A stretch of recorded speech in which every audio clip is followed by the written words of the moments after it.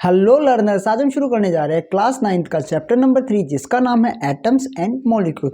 ये chapter class 9th और class 10 दोनों के लिए ही बहुत इंपॉर्टेंट है, तो प्लीज़ इस चैप्टर को थोड़ा ध्यान से पढ़ना। तो चलिए वीडियो को शुरू करते हैं। हेलो लर्नर्स, तो हम सबसे पहले पढ़ेंगे कि मैटर क्या होता है। Almost everything around us is matter. हमारे आसपास लगभग जितनी भी चीज़ें हैं वो मैटर है, चाहे ये पेन हो गया, टेबल हो गई, चेयर हो गई, वॉल्स हो गई, रूम हो गए, या ये पूरा यूनिवर्स हो गया। सब चीज़ें क्या है, एक मैटर है। अब खाली ये बोलने से कि जो कुछ भी है मैटर है काम नहीं चलेगा, इसकी एक प्रॉपर डेफिनेशन भी है। Anything that possesses some mass and occupy some space is called matter. कोई भी वो चीज़ जिसका कोई मास हो या उसने कोई स्पेस ऑक्यूपाई कर रखा हो वो क्या होता है, मैटर होता है। अब बाद में फिलोसफर्स आए और उन्होंने क्या करा, मैटर को तोड़ना स्टार्ट करा। मैटर को तोड़ा तोड़ा तोड़ा और एक स्टेज ऐसी आई जिसके बाद मैटर टूटना बंद हो गया, या फिर मैटर को तोड़ना या डिवाइड करना पॉसिबल नहीं था। तो उस स्टेज को या उस टर्म को नाम दिया गया एटम। एटम एक ग्रीक वर्ड है जिसका मतलब होता है नॉन डिविजिबल। तो लर्नर्स, अब एटम की हम एक डेफिनेशन भी देख लेते हैं।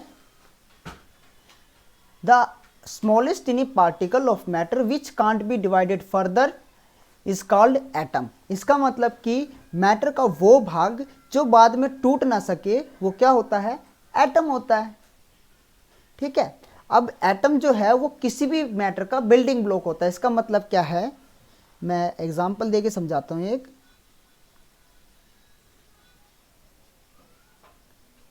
अब मान लो ये एक मैटर है।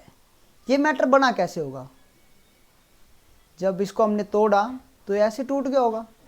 हमने इसको फिर से तोड़ा, जब हम इसको तोड़ते गए तोड़ते गए तोड़ते गए तो एक ऐसी स्टेज आ गई जो कि बाद में टूट ना सके, या वो हो नॉन डिविजिबल। उस स्टेज को हमने नाम दे दिया एटम। अब इन्हीं छोटे छोटे टुकड़ों से मिलके ही तो ये पूरा मैटर बना होगा। तो इसी का ही मतलब होता है कि an atom is smallest building block of matter. और हमने एग्जांपल के लिए लिया सोडियम, हाइड्रोजन और ऑक्सीजन।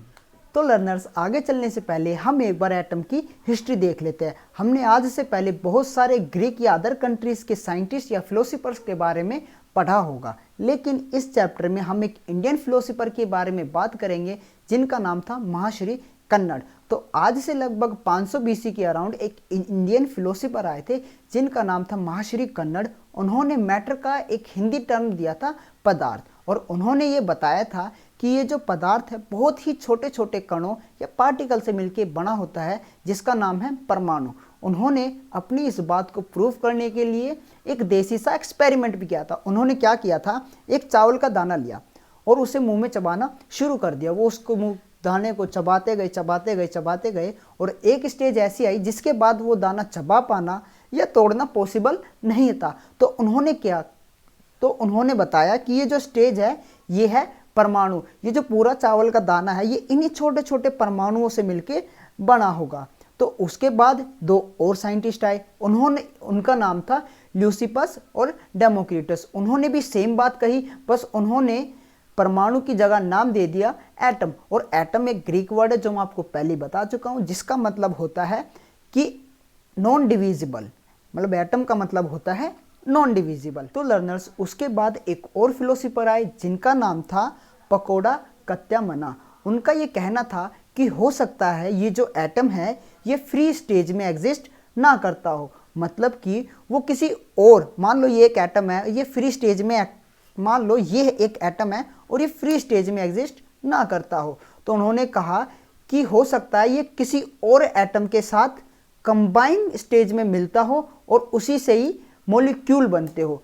तो ये सारी बातें 18th सेंचुरी तक हो चुकी थी, और 18th सेंचुरी तक हमको ये कंसेप्ट पता लग गया था कि मैटर क्या है, एटम्स क्या है, और एटम्स कैसे मिलके मॉलिक्यूल बनाते हैं। तो लर्नर्स, आगे चलने से पहले हम एक बार एटम, मॉलिक्यूल और मैटर इन सब के एक एग्जाम्पल देख लेते हैं। जैसे कि मान लो ये घर है, ये घर कैसे बना होगा, ये घर बना होगा दीवारों से मिलके।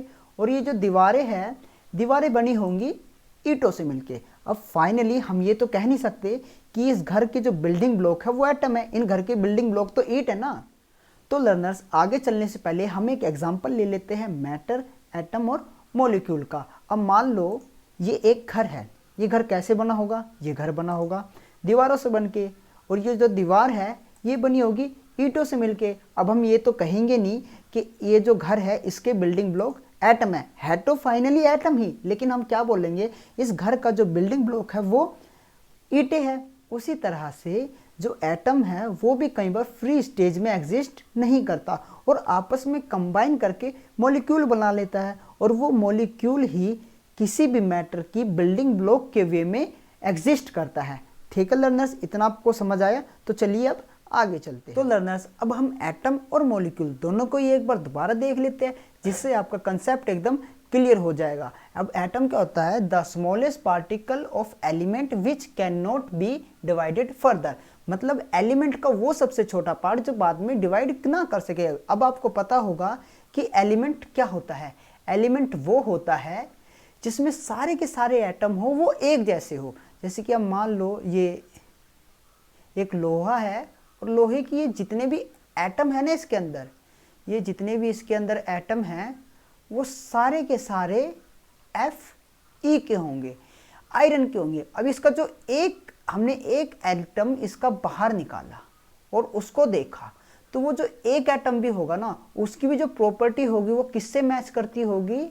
Fe से। अब ये जो मॉलिक्यूल होता है, मॉलिक्यूल ये किसी भी कंपाउंड का एकदम स्मॉलेस्ट पार्टिकल होता है। अब जैसे हम एग्जांपल ले लेते हैं H2O का, मतलब वाटर का। अब जो वाटर का सबसे छोटा पार्टिकल है वो क्या है? H2O है। आप देख सकते हैं कि जो H2O है वो एक हाइड्रोजन, मतलब दो हाइड्रोजन और एक ऑक्सीजन जब आपस में केमिकली कंबाइंड करते हैं तो वाटर का एक मॉलिक्यूल बनता है। तो आई होप गाइस, तो लर्नर्स अब हम इस वीडियो को यहीं ख़त्म करते हैं और अगले पार्ट में मिलेंगे जिसमें मैं आपको बताऊंगा कि केमिकल लॉज क्या होते हैं। Thanks to watch video. तो लर्नर्स, अगर आपको ये वीडियो पसंद आई हो तो वीडियो को लाइक कर देना और शेयर भी कर देना, और कमेंट सेक्शन में मुझे बता देना अगर मुझसे कोई गलती हुई हो तो, और चैनल को सब्सक्राइब करना मत भूलना।